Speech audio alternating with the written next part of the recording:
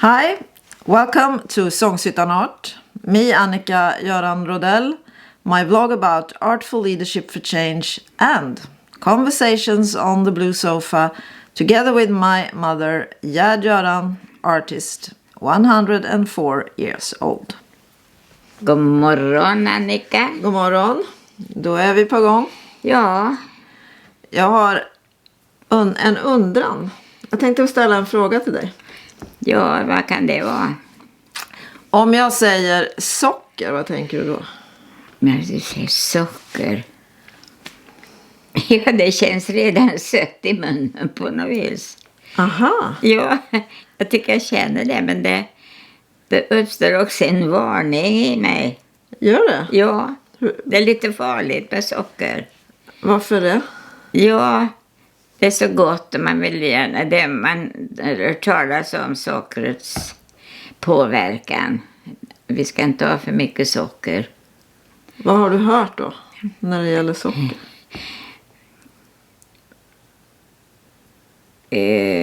Det påverkar ju hela kroppen. Först är tänder. Det är ju förfärligt vad socker ställer till med.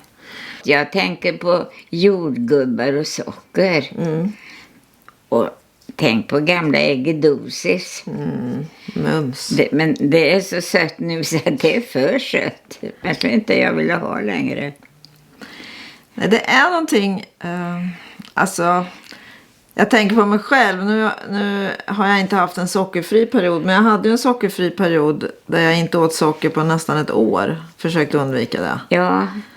Hur påverkade det? Nej, men det påverkade ju hela kroppen. Mycket mer energi. Mer kraft. Jag tror jag kände mig gladare. Och framförallt så fick det min insulin, mina nivåer i balans. Så att jag har inte, förr så blev jag galen när jag inte fick mat. Alltså jag kunde bli arg. Ja. Alltså när blodsockret gick ner så blev jag på jättedåligt humör. Och det utsatte jag hela min bekantskapskrets och familj för. Men så är det inte längre. Men bara, ja. Men när jag första gången sen smakade socker. För det är ju så inlämnat liksom i vår kultur. Att sockret ska finnas där. Det finns överallt hela tiden. Så att det är svårt att låta bli det. När du går in och handlar på ICA så är det ju det mesta du ser. Du får liksom leta upp de andra varorna. Men det som är mest exponerat det är ju liksom när man ska gå vägen ut. Så har du bara alla söta drickor. När man kommer till kassan där är all godis, all glass. Som du måste passera för att komma ut. Ja. Och det är klart att det suger till där. Men när jag smakade på socker igen efter den här perioden så var det så starkt så att det nästan inte gick att äta. Det tål att tänka på. Jag vet inte varför har vi inte mer kunskap om socker i allmänhet. Det talas ju ibland, men jag menar, det borde ju verkligen vara ett varningstecken. Men och inte ställa sig ut så där som du säger på bästa plats. Nej, man tjänar pengar.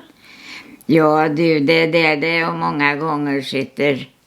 Money, money, money. Money, money. Det är pengar. Ja, särskilt som vi blir så lättlurade. Ja.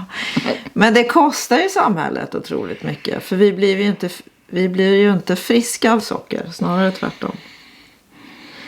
Men sen tänker jag också att det finns ju hela det här lilla hålet som måste fyllas med något. Ja. Känner du till det? Ja, det där, en slags, man söker någonting. Mm. Och det är ju väldigt gott när man inte sover på natten och går upp och tar en kopp choklad. Mm. Men jag tycker att den gör god verkan så jag tillåter mig den koppen ibland. Men sen är det också när man känner sig lite ensam eller lite otillfredsställd eller lite skamsen eller... Ja, men vad ska vi ersätta sockret med eftersom det har sin goda verkan där? Det är ju belöningssystemet. Men vad händer då om vi sätter oss rakt upp och ner och går inåt lite? Andas. Ja, nu andas jag.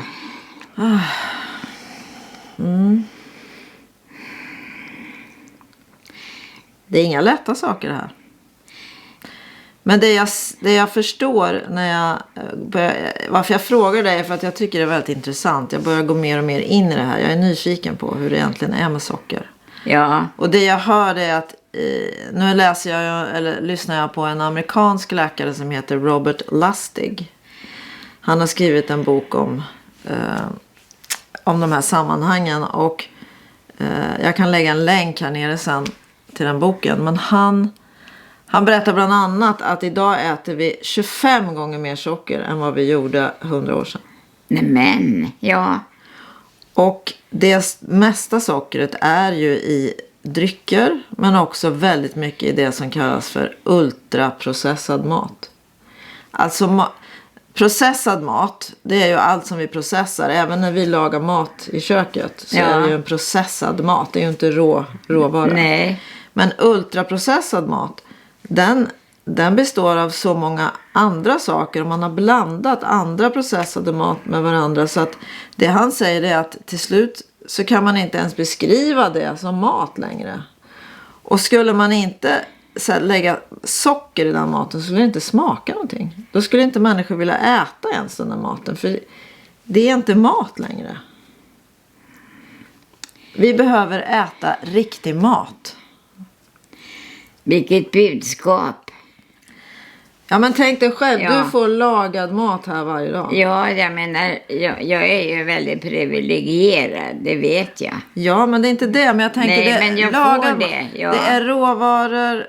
De flesta har vuxit eller kommit fram på en för naturen ett bra sätt. Så det finns förhoppningsvis näring kvar i råvarorna. Ja. Vi lagar den maten och vi sitter tillsammans och äter den maten. Ja, det är viktigt. Och det är ju också roligt. Det är roligt att laga mat ihop, äta ihop, odla ihop. Jag tror att vi behöver hitta våra gemensamma vägar tillbaka till en större förståelse för det här. Ja, det ska man verkligen ta vara på, för det är någonting vi ska göra, så det äta varje dag och passa på att göra den stunden på bästa sätt. Så Robert Lustigs råd till oss, det är att dra ner på sockret och öka fiberintaget. Det är det som är bäst för vår kropp och för vår metabolism, vår ämnesomsättning. Ja, Annika, vilket ämne vi har haft. Vi kanske fortsätter. Det var oväntat, men jag känner inom mig själv att det är väldigt nyttigt att påminnas om detta. Ja, okej. Då stannar vi. Thank you for listening to us, and we hope that you will be back next week. So, bye. Bye.